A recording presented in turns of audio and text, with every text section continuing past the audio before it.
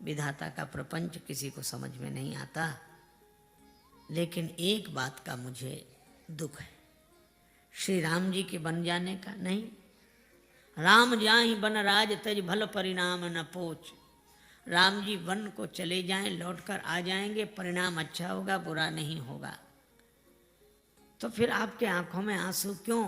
कौशल्या जी ने कहा कि राम जी की सौगंध मैंने आज तक नहीं की, लेकिन चित्रकूट जैसे तीर्थ में मैं राम जी की सौगंध करके कह रही हूं, गहवर ही कह कौशला मोहि भरत कर सोच। मुझे भरत की चिंता है। क्यों?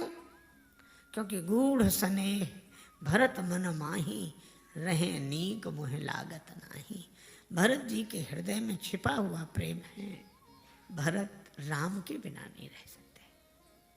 इसलिए सुनैना जी, आप महाराज जनक से प्रार्थना करें, पंचायत में ऐसा फैसला हो कि भरत जी राम जी के संग चले जाएं। श्री सीता जी को लेकर विदा हुई। सुनैना जी जनक जी के पास आई। जनक जी ने बेटी को वनवासिनी वेश में देखा। भयउ प्रेम परितोष विसेखी। मन में स्वाभिमान का उदय हुआ कि मेरी बेटी के ऐसी त्याग का जीवन। लेकिन मन में एक बात आई, किसी व्यक्ति ने अपनी बेटी का विवाह किया बड़े ठाट वाट से। बेटी की विदा हुई, ससुराल गई। दैवयोग दूसरे दिन उसकी मृत्यु हो गई। सभी लोग जुड़े, शोकाकुल था परिवार। उस बेटी का पिता भी आया था। सबने अपनी अपनी श्रद्धांजलि दी। पिता ने कहा कि बेटी की समाधि बनाओ तो उस पर ये 2 पंक्तियां मेरी ओर से लिखा देना। क्या दिया? जो कुछ भी दे सकते थे, हम इस उम्मीद ना मुरादी में कफन देना ही भूले थे, फकत सामान्य शादी में। हम यही देना भूल गए थे। जनक जी भी सोचते हैं कि हम ये बनवासिनी का जो वेश धारण किया, ये वस्त्र देना भूल गए थे। श्री जानकी जी की ओर देखकर कहा, पुत्र पवित्र किए कुल दो। दोनों कुलों को पवित्र किया बेटी। श्री जानकी जी माता से विनय करके लौटकर अपने शिविर में आ गई। जनक जी से मां सुनैना ने कहा जो कौशल्या जी ने कहा था। जनक जी उठकर बैठ गए। देवी, धर्म राजनीति ब्रह्म विचार अत्यंत जटिल विषय है। धर्म के बारे में निर्णय करना कठिन। किम कर्म किम अकर्मेति कवयो अप्यत्र मोहिता। बड़े बड़े बुद्धिमान मोहित होते हैं। और राजनीति कुछ भी निर्णय पूर्वक कहना कठिन होता है। और ब्रह्म विचार वेदांत, वेदांत तो अकथ का कथ्य है। जो नहीं कहा जा सकता उसको ही कहा जा रहा है। कितना कठिन। पर श्री जनक जी कहते हैं, इन तीनों विषयों में मेरा अधिकार है, पर मेरी ऐसी सूक्ष्म बुद्धि भी सोमति मोर भरत महिमा ही कहे काह छुअ सकत न छाही। ऐसी मेरी बुद्धि भरत जी की महिमा क्या कहेगी, उनकी परीक्षाएं भी नहीं छू सकती।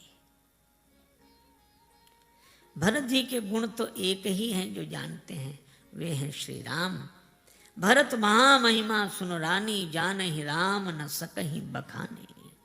पर भरत कथा भवबंध विमोचनी। पूरी रात यही चर्चा करते रहे। इधर श्री भरत सब सो रहे हैं, पर 2 भाई जाग रहे हैं। एक नेम के कारण, एक प्रेम के कारण, एक राम जी के चिंतन में, एक राम जी की चिंता में। एक सजग लोचन है, एक सजल लोचन है।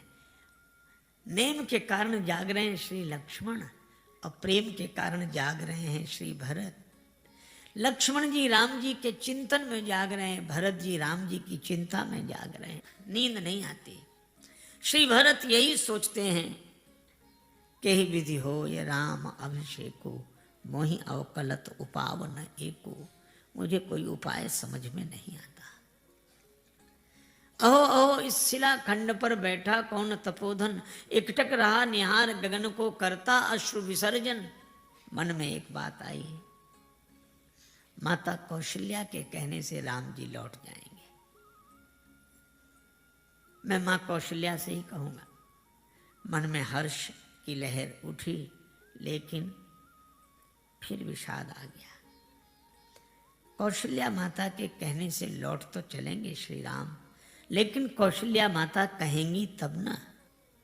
माँ तो कहें बहुरई रघुराऊ, लेकिन राम जननी हठ करवि की काऊ। व्यंग कितना मधुर है। वे राम जी की जननी हैं, वे हठ करना क्या जाने। हठ करना तो भरत की माँ को आता है, राम की माँ हठ करना क्या जाने। श्री राम जी की मैया हठ नहीं करेंगी। तो गुरु जी के कहने से तो राम जी अवश्य लौट जाएंगे, ठीक है, मैं गुरुदेव से प्रार्थना करूंगा। फिर हर्ष, लेकिन लगा कि बात बनेगी नहीं। मुनि पुनि कहो राम रुचि जानी। राम जी का जैसा रुख देखेंगे गुरु जी वैसे ही बोलेंगे। उनका तो एक ही है, न गलत चाहता हूँ न सही चाहता हूँ, जो तुम चाहते हो मैं वही चाहता हूँ। प्रभु तेरी हाँ में मेरी भी हाँ है, और तुम्हारी नहीं मैं नहीं चाहता हूँ। अच्छा भरत तुम ही क्यों नहीं कहते? मैं कहूंगा, क्या कह पाऊंगा? मैंने आज तक राम जी की ओर मुख उठाकर देखा नहीं है। दर्शन तृपित न आज लगी प्रेम प्यासे, नयन मेरे नेत्र भगवत दर्शन से कभी तृप्त नहीं हुए। और अगर मैं हट करूं तो मैं तो सेवक हूं, सेवक का धर्म चला जाएगा। जो हट करूं तो निपट कुकर्मो, हर गिरते गरु सेवक धर्मो। करके नजरे इनायत वो आए, मगर क्या कहें यार हमको उसी वक्त पर अपने ऐबों गुनाहों की याद आ गई, इसलिए उनसे नजरें मिला ना सके। मैं कैसे कहूँगा? पूरी रात बीत गई, एक जुगति न मन ठहरानी। सोचत भरत ही रहे न बिहानी। सवेरे गुरुदेव के पास आए, प्रणाम किया। गुरुदेव ने कहा कि भरत, मुझे तुमसे एक बात कहनी थी। क्या? श्री सीताराम अयोध्या लौट जाएंगे, पर एक शर्त है, तुम दोनों भाई बन को चले जाओ। गुरुजी ने ये शर्त बहुत सोच समझ के रखी थी। भरत जी राम जी के बिना रह नहीं सकेंगे, और शर्त ऐसी रखो जिसमें राम जी के बिना रहना हो। तो भरत जी कहेंगे गुरु जी ये कैसे हो सकता है? तो मैं कहूँगा फिर राम जी कैसे लौट सकते हैं? लेकिन जब गुरु जी ने कहा कि तुम दोनों भाई वन में चले जाओ, सुनत बचन पुलके दो भ्राता। दोनों भाई पुलकित हो गए, भे प्रमोद परिपूर्ण गाता।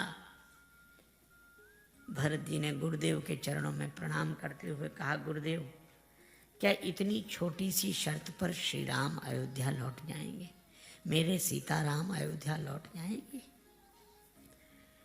गुरु जी ने कहा कि भरत ये छोटी शर्त नहीं है, राम जी के बिना 14 वर्ष रहना है।